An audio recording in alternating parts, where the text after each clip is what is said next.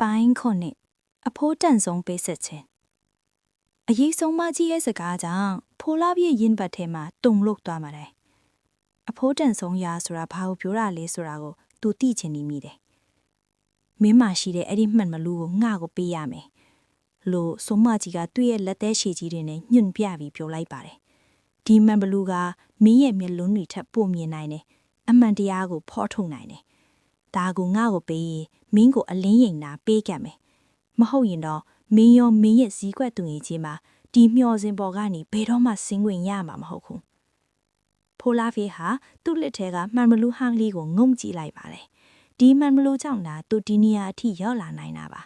ဒါကိုပေးလိုက်ရင်သူဟာလမ်းပြောက်သွားမယ်အထင်လောကကြီးရဲ့လျှို့ဝှက်ချက်တွေကိုလည်းမြင်နိုင်တော့မှာမဟုတ်ပါဘူးဇီးကွက်ကလေးကဖိုလာပြေးရဲ့ပခုံးပေါ်ကိုနားလိုက်ပြီးတိုးတိုးလေးပြောတယ်ဖိုလာပြေးမင်းရဲ့နှလုံးသားနောက်ကိုပဲလိုက်ပါမှန်မလို့မရှိရင်ငါမင်းရဲ့မျက်လုံးဖြစ်ဆောင်ရွက်ပေးပါမယ်ဖိုလာပြေးဟာအသက်ကိုပြင်းပြင်းရှူလိုက်ပြီးဆုံးဖြတ်ချက်ကိုခိုင်ခိုင်မာမာချလိုက်ပါတယ်ကောင်းပြီတောအုပ်ကြီးနဲ့ရွာသားတွေရဲ့အတွက်ဆိုရင်ဒီမှန်ဘလူးကိုကျွန်တော်ပေးပါမယ်ဖိုလာပြေးကမှန်ဘလူးကိုစုံမကြီးစီကမ်းပေးလိုက်တဲ့အခါစုံမကြီးကအားရပါရရဲမောပြီးမှန်ဘလူးကိုလူယူလိုက်ပါတယ်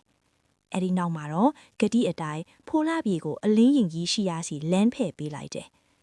ဖိုလာပြေလာအိတ်ထဲကဖန်သားလုံးကလေးကိုထုတ်ပြီးအလင်းရင်ရဲ့အလဲပဟန်မှာတက်ဆင်ဖို့ကြိုးစားပါတယ်ဒါပေမဲ့မှန်ဘလူးမချီတော့တဲ့အတွက်သူဘာကိုမှတဲတဲကွက်ဖွယ်မမြင်ရတော့ပါဘူးအရာအလုံးကဝေဝါနေပြီးအလင်းရင်ရဲ့အပေါက်ကဘယ်မှမှန်းရှာမတွေ့ဖြစ်နေပါတယ်ဟာမမြင်ရပဲနဲ့တော့မင်းဘာမှလုပ်နိုင်မှာမဟုတ်ဘူးလို့စုမကြီးကလောင်ပြောင်းလိုက်ပါတယ်အဲ့ဒီအချိန်မှာပဲဖိုလာပြေဟာမျက်လုံးကိုမှိတ်လိုက်ပါတယ်သူဟာအမီအာယုံကိုအားမကိုတော့ဘူးသူ့ရဲ့နှလုံးသားကိုပဲအာယုံစိုက်လိုက်ပါတယ်ဖန်သားလုံးလေးကထွက်လာတဲ့နှွေးထွေးမှုဟာဘယ်ဘက်ကိုဥတီနေတယ်လဲဆိုတာကိုသူသိအောင်စူးစမ်းပါတယ်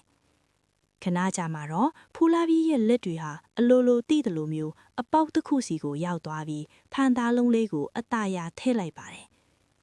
ဝုန်းဆိုတဲ့အတန်ကြီးနဲ့အတူအလင်းရင်ကြီးကပြင်းထန်တဲ့အဖြူရောင်အလင်းတန်းကြီးတစ်ခုကိုကောင်းကင်ရံအထိဖြစ်လွတ်လိုက်ပါတော့တယ်။စုံမကြီးဟာအလင်းဟောင်ကိုမခံနိုင်ပဲအော်ဟင့်ရင်အခိုးအငွေ့တွေအဖြစ်ပျောက်ကွယ်သွားပါတယ်။ဒါပေမဲ့အလင်းရင်ကြီးလင်းလာတာနဲ့အမျှမျောစင်ကြီးကစတင်တုန်ခါလာပြီးအောက်ခြေကနေပြိုကျလာပါတော့တယ်